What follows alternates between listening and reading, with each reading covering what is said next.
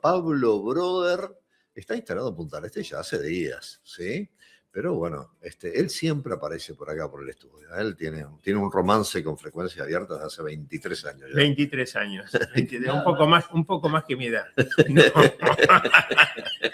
¿Cómo estás, Pablo? Bien, un placer verlos. Un placer estar en contacto con ustedes y con la audiencia y con la televidencia de Frecuencia Abierta. Es un placer para mí. Una persona con tanta experiencia de temporadas puntaesteñas. ¿Cómo ha visto esta? Impresionante récord. Para mis recuerdos es un récord absoluto. No tiene comparación con ningún otro. Ahora, como decíamos, bajó un poquito a partir de ayer, por ejemplo, y pasa a tener características de normalidad. Seguro. De alguna normalidad masiva, que es la que nos tiene acostumbrado el mes de enero. Pero realmente está fantástico. Aparte, Punta del Este está fantástico. Aparte, es mi hábitat natural, por otra parte, de modo tal que... Y siempre una de cal y una de arena. A ver, arriba. Mi reiterada petición para que mejore la iluminación urbana. Las calles en algunos aspectos son muy boca de lobo, especialmente algunos tramos de la Roosevelt, algunos tramos de algunas calles interiores, por ejemplo Francia, está así. Y de pronto también una cosa que creo que alguna vez, Jorge, lo hemos comentado, que tiene que ver con la gestión urbana, tanto sea de Punta del Este o Montevideo como de Buenos Aires también. A mí me enerva en mi sed de justicia, yo soy medio justiciero desde chiquito, las chapas desfiguradas, las chapas patente pintadas. Las desfiguradas, ¿viste? Las patentes de los autos que te desfiguran un número y ya el tipo puede ir a 140 kilómetros por hora y no le pasa nada. ¿Cuál es el problema que puede existir? Atendiendo al hecho de que si transita un auto sin chapa patente, un policía cuando ve un auto sin chapa patente puede detenerlo y decir, señor, usted no puede circular sin una identificación porque puede hacer cualquier tipo de tropelía. No tiene chapa patente. El hecho de ir con una chapa patente distorsionada es exactamente la misma situación que transitar sin chapa patente porque no se puede identificar. ¿Por qué? Por otra parte, atendiendo a los pocos policías que vemos en la ciudad. Vemos pocos policías, pero los que hay, de pronto hay un auto en esas condiciones. Pare, señor, usted no puede continuar, queda acá detenido su auto, me da su licencia de conducir, etc. ¿Por qué no lo pueden hacer? Es tan sencillo y sin embargo no se hace. Acá lo hace la policía de tránsito, no el policía, el guardia civil. Sí, lo puede hacer la policía de tránsito. No sé si está incluido dentro de sus potestades la actuación por decisión propia. Eso tendremos que averiguarlo. Pero sí, el hecho de lo que le llamamos acá las chapas truchas, un ejemplo, que cada vez se usan más. Sí, y que yo creo que hay gente que viene y se instala acá con el auto con su patente y ahí después cambia la patente para andar a la velocidad que quiere y saber que no lo van a multar nunca. Y creo que cada vez pasa más. Sí.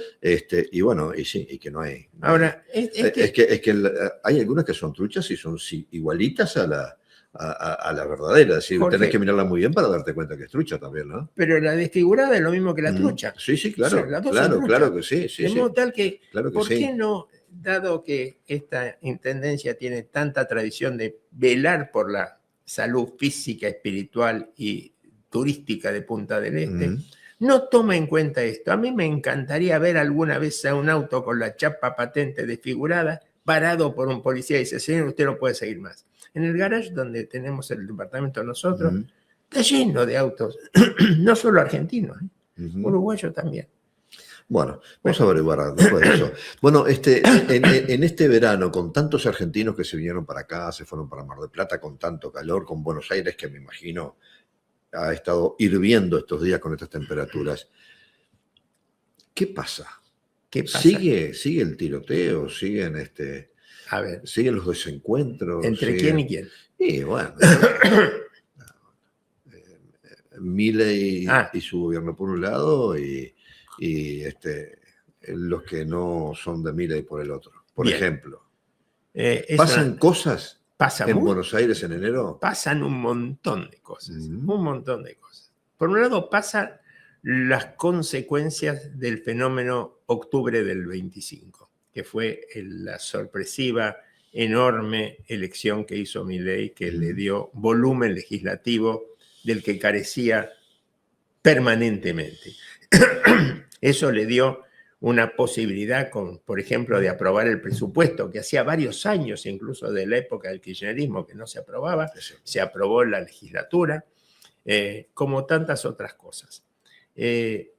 Por otra parte, le dio pasto, le dio ánimo como para animarse a encarar aquellas cosas que de pronto, antes de octubre, no se estaba seguro de que podría lograr apoyo legislativo, porque lo fundamental es que frente a la correcta, la adecuada, la razonable política económica que está llevando el gobierno de Milei, necesita confirmar esos aspectos con una transformación legislativa que permita asegurar esos datos.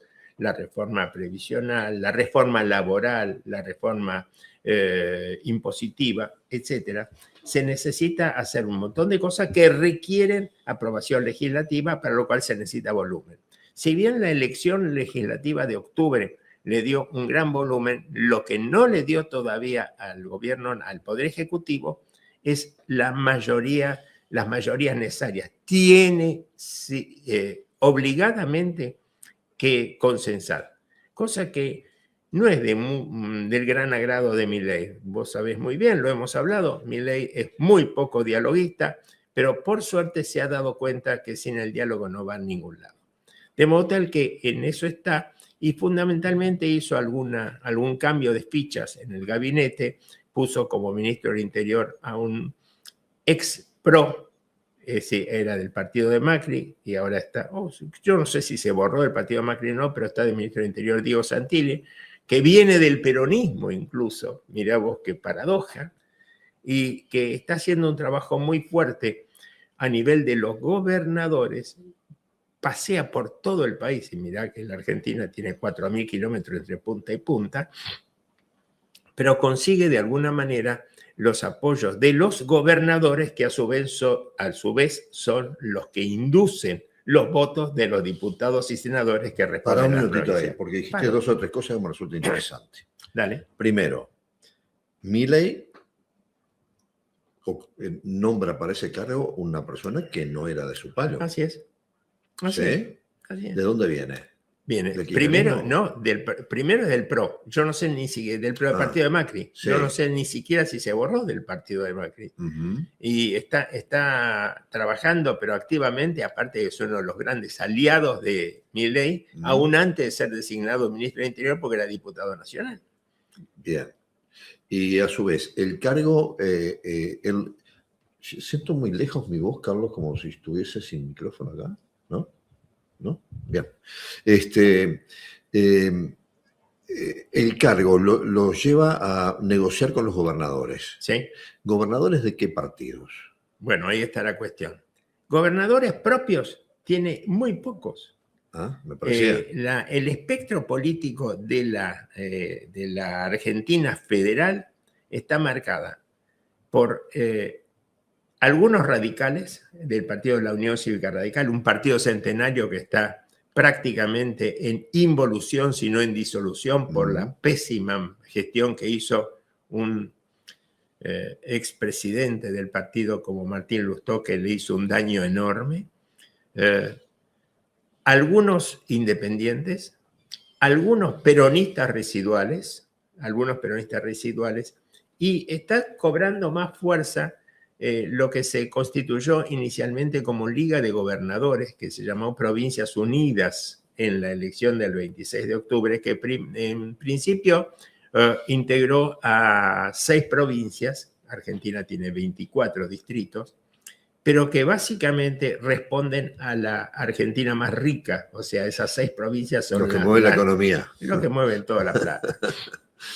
De modo tal que ese espectro de gobernadores con los cuales se negocia, prácticamente no hay ninguno propio, porque el partido de Milei no tenía estructura como para lograr sobreponerse a no solo a la contingencia nacional, sino a los aspectos internos de cada provincia que se manejan mucho más fuertemente, lo mismo que las intendencias, que de pronto hay un montón en provincia de Buenos Aires, intendencia peronista, porque ellos son los que manejan, los intendentes locales, son los que manejan la plata, los beneficios, la corrupción, etcétera, etcétera, que todavía no se pudo hacer costo. De modo tal que hay que negociar con todos y aparentemente Milei aprendió que es necesario negociar.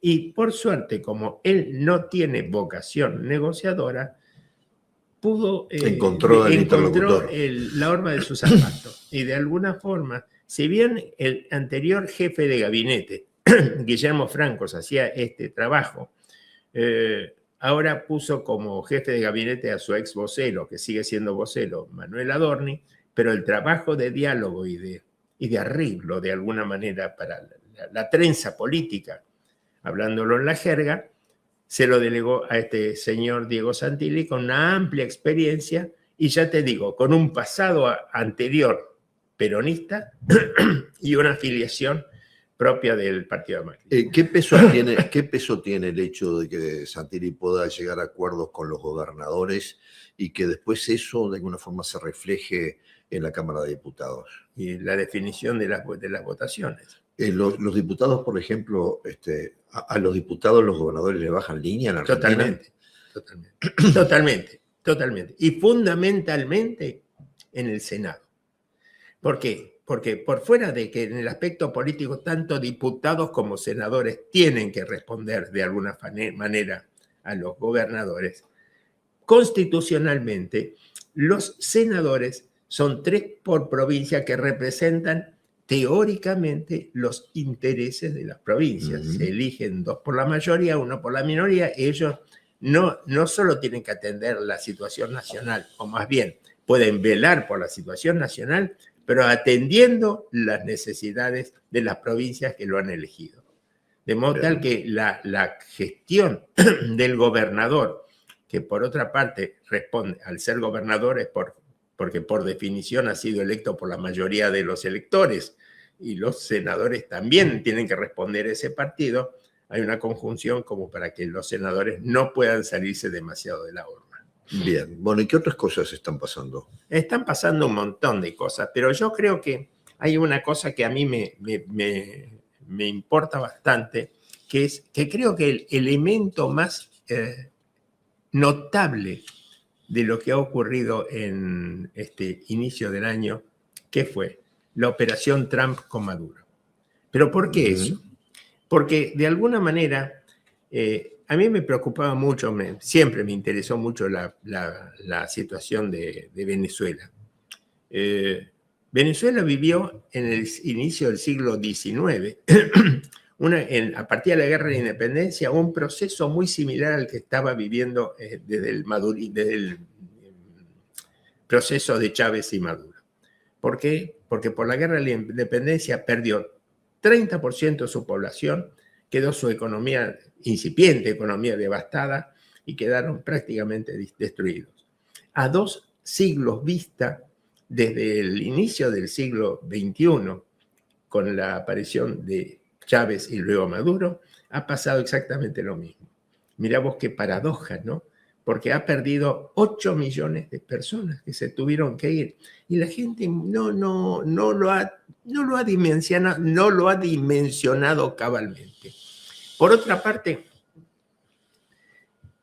no se ha dimensionado tampoco, es como si, hablando con mucha gente, no se toma en cuenta. Lo que ha ocurrido con el proceso venezolano del chavismo y el madurismo es de terror, porque los ejércitos irregulares, las cárceles que hacen acordar al nazismo, ahora está de moda ver el helicoide por televisión, pero esto viene de hace muchos años Hay presos de los cuales no se tienen noticias y las familias no pueden saber nada.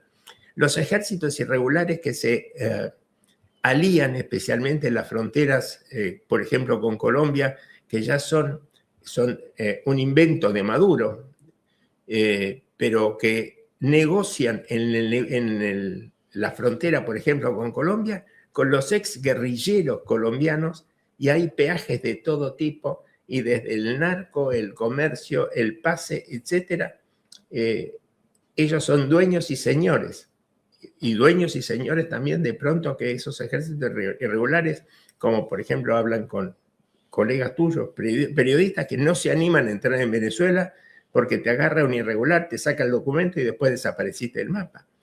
Y esto, de alguna manera, lleva a que ante la operación Trump, increíblemente, por fuera de que buena parte de los países del hemisferio han concordado con la oportunidad de la operación Trump de levantarlo a Maduro y llevarlo a comparecer en tribunales de Estados Unidos, hubo X países, por ejemplo, Colombia, México, Brasil, Colombia, México, Brasil, Chile y Uruguay.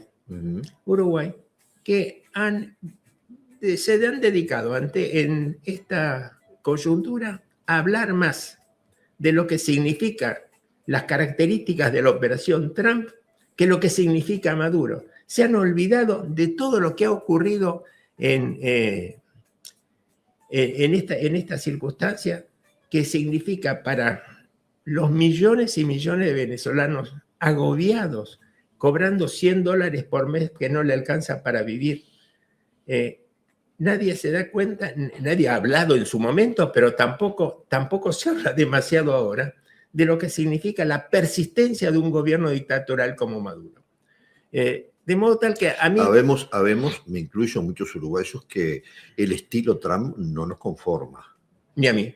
Ah, bien. Ni a mí. La soberanía de cada pueblo me parece que es una cosa que tenemos que cuidar entre todos, los nacionales de cada país y todos los vecinos en este caso, ¿no?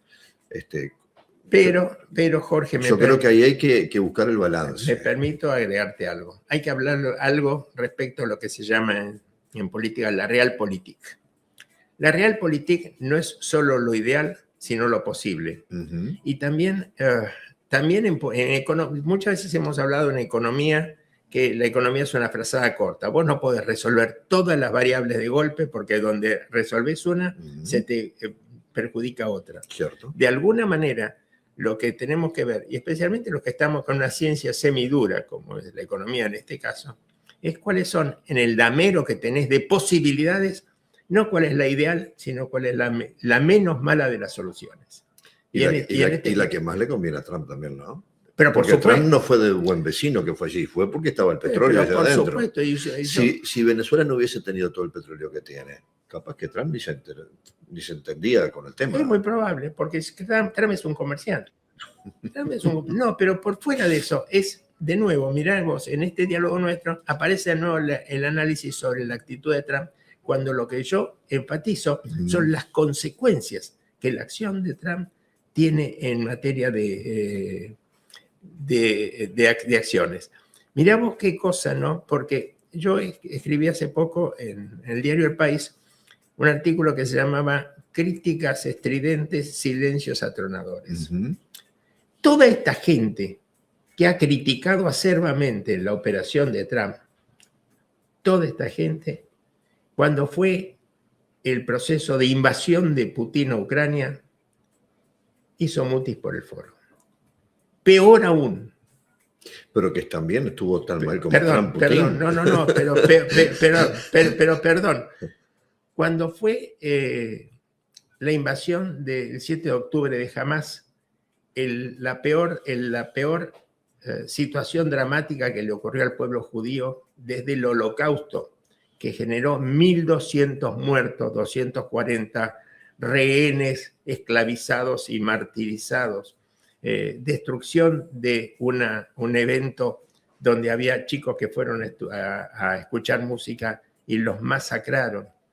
Todo eso quedó, esta gente que reclamaba por esta operación, en este caso hizo mutis por el foro. Y te digo, no solo a nivel internacional, nosotros también tenemos la costumbre, el lamentable hábito que, por ejemplo, durante el kirchnerismo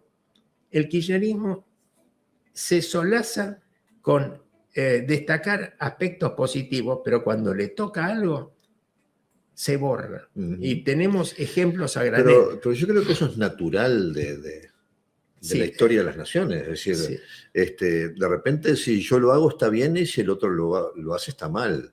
Sí. Pero una cosa, Jorge, pero yo creo que está mal lo uno y lo otro. Está mal lo que hizo Maduro con su país y está mal lo que hizo Trump con el país de Maduro. Ahí la manera, la forma. Para mí, por primera vez, permíteme, Jorge, para mí, por primera vez en bastante tiempo estamos en desacuerdo. Bueno, está bien. ¿Por qué? Porque esto de la realpolitik, o sea, ¿cuál fue la alternativa? Decirle, Maduro, pórtate bien. Bueno, pero ¿por qué Trump tiene que venir como el dueño del mundo? Ayer hablaba esto con el ex canciller Abreu acá donde vos estás, y yo le decía, parece que para Trump el mundo fuese una ciudad y él decida en cada barrio qué es lo que hay que hacer. Y me parece que no tiene derecho Trump a entrar a cada país a hacer lo que a él se le antoja. Veámoslo. No hay nada de que le dé atribuciones de eso. Como no le dé atribuciones a Putin entrar tampoco en Ucrania a hacer lo que él quiere. Veámoslo así. Y yo creo que está mal si lo hace alguien de Estados Unidos y está mal si lo hace alguien de Moscú. Está mal, porque entonces la soberanía de los países desapareció.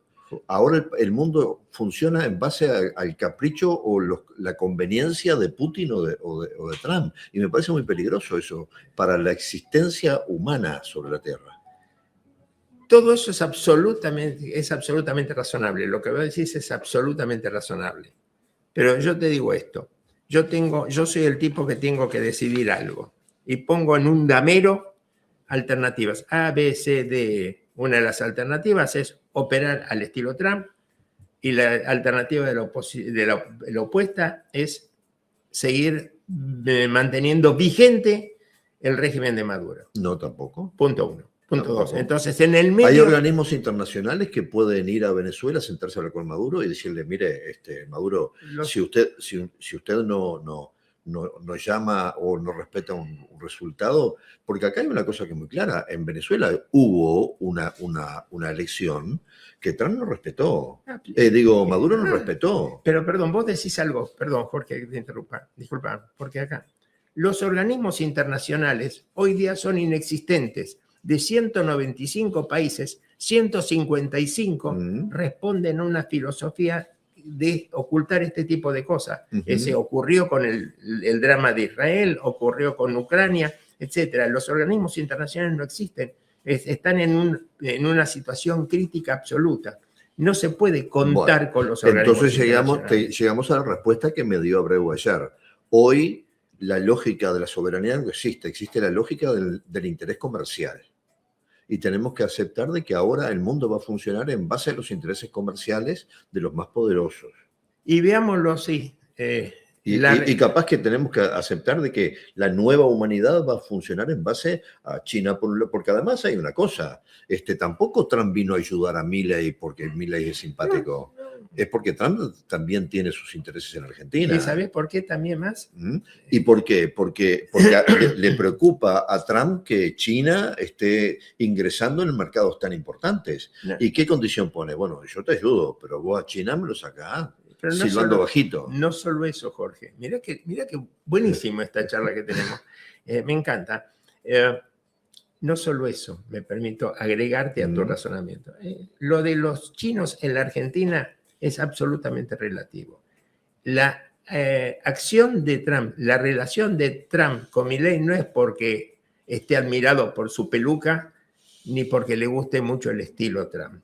Simplemente porque él necesitaba establecer una cabecera de playa en Sudamérica, claro, de la que carecía porque Brasil estaba en manos de la izquierda. Ujú. De modo tal que el hecho de que Trump se haya coaligado con Milei, independientemente de la afinidad ideológica que puede tener, era porque necesitaba establecer una cabecera de playa. Y el segundo país en importancia, en volumen, en Sudamérica, es Argentina. Y Argentina en este momento, por ejemplo, Milei quiere congregar ahora 10 países de Sudamérica para establecer una liga que se contraponga con lo que yo te dije de Brasil, Chile, que pronto Kast va a asumir la presidencia seguramente, Uruguay, Colombia, que Petro está tecleando también, de modo tal que... Claro, pero ahora a Chile no lo nombramos porque en Chile ganó la derecha. Por supuesto. Bueno, pero digo, tampoco puede ir cambiando la realidad de los países por el color del partido político que lo gobierne, porque el gobierno del partido que sea va a terminar en X cantidad de tiempo. Y vendrá el mismo partido, vendrá otro el gobierno. Entonces, las políticas internacionales, lo hablábamos con Abreu ayer, no pueden cambiar según el partido de turno en cada gobierno. Porque Lula está hoy, pero de repente Lula capaz que no continúa. Ahora, y entonces a Brasil lo ponen y lo sacan según el presidente que tenga. Yo te pregunto, Jorge, yo te pregunto. Argentina tiene un gendarme, Nahuel Gallo, preso incomunicado, sin contacto desde hace 14 meses. ¿Quién? Argentina, Nahuel Gallo, un gendarme argentino. Un gendarme, preso en Venezuela. Los venezolanos pugnan por salir cuando pueden, los periodistas internacionales no pueden entrar. Todo eso es una situación que millones de venezolanos están sufriendo. Creo que estamos asomándonos de alguna manera a una nueva política internacional, porque vos lo dijiste cuando mencionaste los organismos internacionales. La carencia de organismos internacionales que puedan tener el vigor necesario para poder dialogar con situaciones. ¿Quién puede dialogar con Hamas? ¿Quién puede dialogar con Irán? Vamos al caso que amenaza con su poder hipotético, inexistente a mi criterio todavía, poder nuclear, preconizando, por ejemplo, que su objetivo, por ejemplo, es destruir Israel, un paísito de 10 millones de habitantes. ¿Quién puede dialogar con ellos? ¿Quién puede dialogar con Irán, que le obliga a las mujeres, a sus mujeres, a vivir con el burka tapada de pies a cabeza y que el valor, si vos matás a un hombre tenés 10 años de cárcel, pero si matás a una mujer solamente 5? ¿Quién puede dialogar con eso? Claro, pero los organismos internacionales, cuando las grandes potencias salieron a colonizar el mundo y apropiarse de las tierras ajenas, tampoco existían. Y bueno, a mí me da la impresión que estamos volviendo a esa época, de que el más fuerte se hace dueño de lo que tienen los más débiles cuando a cada uno se le ocurre. Esa es la sensación que a mí me genera este momento de lo que está pasando en el mundo. Y de alguna manera también, Jorge, es que esto responde también a lo que hablábamos al principio de la Realpolitik. ¿Por qué? Porque el mundo, desde que lo conocemos, desde que yo tengo uso de razón, desde hace unos cuantos años, quizás que esté perdiéndolo un poco, pero no sé, el mundo está prácticamente en una división absoluta desde hace casi 100 años. Sí. Es decir, y de pronto, lo que era el equilibrio o lo que era la antítesis, Occidente, bandera Estados Unidos, Unión Soviética en su momento, desaparece la Unión Soviética y aparece un dictador como Putin, y ahora un equilibrio que se modificó porque el lugar de privilegio de la otra punta de Occidente se convirtió en China. Claro. De alguna manera, ellos son, creo que hay que asumirlo, ellos son los dueños del mundo. Y cuando China amenaza a Taiwán y dice, vos portate bien porque dentro de 10 minutos yo te tomo y no vas a poder hacer absolutamente nada. Esto también es una cuestión de la realidad. Lo mismo que hace Trump con México. Los dos hacen lo mismo. Con México. Los dos hacen lo mismo. Portate bien porque si no te pongo en penitencia. Es que son feudos. Bueno, bien, pero coincidimos. Es que parece la época de hace 200 años atrás, cuando venían y colisionaban. Mira una cosa de la realidad. Argentina viene de una oscura etapa que la sumergió llevó a los 250% de inflación, que lo condujo a una hiperinflación y a una disgregación, no solo económica, sino institucional. Ocurrió eso, ocurrió el milagro que apareció Milei. Y de pronto Milei, a mérito de los que fueron los gestores de ese desastre argentino, estuvo a punto de colapsar entre el 6 de septiembre del año pasado y el 26 de octubre. El 6 de septiembre fue la elección de la provincia de Buenos Aires, que perdió Milei en la provincia de Buenos Aires, y esos 45 días, y que aparecieron los dólares de Trump. Aparecieron. Y aparecieron, no, insisto, porque era buenito ni porque estaba condolido por la situación de los argentinos, sino porque, insisto, Milei necesitaba que la cabecera de playa de la Argentina en el sur del continente. Y ocurrió. Y esto es lo que de alguna manera radiografía esta situación del mundo bipolar, porque ya no una es tripolar. Forma moderna de colonizar. No sé si colonizar, pero por lo menos... No tuvieron que mandar a los soldados ni matar gente. Es una forma moderna de hacerlo. Seguro. Pero esto es así, es lo que se llama, volvemos al inicio, Jorge, la realpolitik. De alguna manera, todos nuestros países, con mayor o menor nivel, Uruguay, Argentina, Chile, Perú, todos ellos, de alguna manera podemos estar viviendo qué va a pasar con el dólar, con su tipo de cambio en función de los movimientos que haga la FED, que es, por ejemplo, acá tenemos el Banco de la República, en la Argentina tenemos el Banco Central, que es el que maneja las variables financieras. Y las variables financieras de nuestro país la maneja la Reserva Federal de Estados Unidos. Supuesto. No dependemos para absolutamente de otra cosa que no sea esa. De modo tal que esta es la realidad que tenemos que asumir, pero por debajo de esa realidad o como base fáctica de esa realidad, lo que tenemos que ver es qué es lo que está pasando de veras por fuera de los conceptos en la vida de los países. Y para mí, la desgracia del pueblo venezolano, para mí, las acciones de la guerrilla de Hamas con materia de querer destruir al Estado de Israel, para mí, lo que hace el régimen iraní con su pueblo y con los pueblos de alrededor, excede o es un dato a tener tan en cuenta como el aspecto principista de que es que un país no se puede meter en él. Ahora, te diste cuenta que de lo menos que hemos hablado es de China, ¿no? En todos estos ejemplos. A China lo nombramos muy poco. Y yo creo que es el gran ganador de toda esta realidad. Son muy inteligentes. Son muy inteligentes.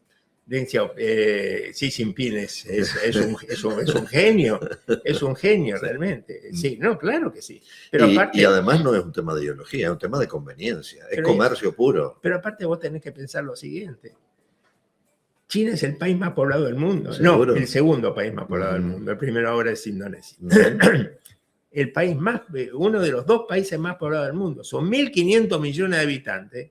Supera largamente lo que tiene el continente americano. De modo tal que esto está. Y de pronto, entonces, por ejemplo, uno de los desafíos que tiene el gobierno, volviendo al tema de Argentina, uno de los desafíos que tiene el gobierno argentino, por ejemplo, es con esta operación de Trump, que motoriza nuevamente la acción del petróleo venezolano y propende a sacar mucho más petróleo, lo que va a determinar es una baja del precio significativo en el barril de petróleo, que a Uruguay le viene muy bien, pero a la Argentina le viene muy mal, porque como una de las riquezas argentinas... Porque le compite a Argentina. Porque una de las riquezas argentinas es vaca muerta y es uno de los motores que puede tener en el futuro, junto con la actividad energética, la actividad agropecuaria, etcétera. Es decir, de alguna manera... Claro, Pablo, sirve. Pero después que se haga del petróleo venezolano, Trump va a venir por el petróleo argentino y va a pasar lo mismo. No, yo no sé si Trump, porque pueden competir para las...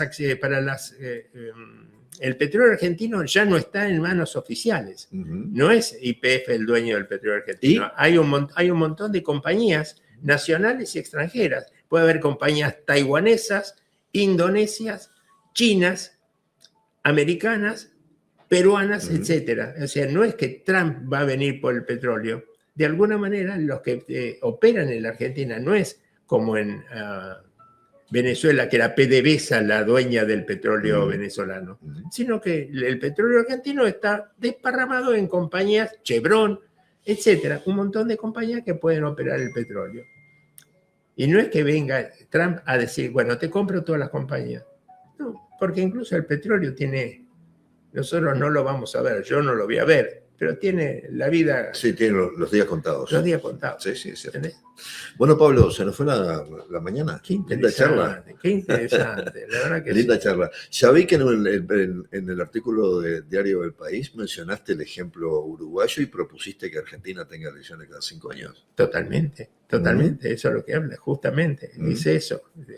Dije que había que copiar el sistema uruguayo. Sí, y bueno, y el origen de esa conversación contigo fue, ¿no será que Argentina el gran problema que tiene es el sistema electoral y es del que menos se habla? Absolutamente. Sí, sí. Que no se puede estar cada 2 años en elecciones porque no se gobierna, no se puede gobernar. Absolutamente, absolutamente. Y ha transformado ineficiente a todos los partidos que pasaron por el gobierno en los últimos 30, 40 años. Y me alegra que tenga un destacado lector como sos vos, entonces, que lea mi artículo. Me alegra. Pablo, gracias por la visita. Un gusto grande. Un abrazo.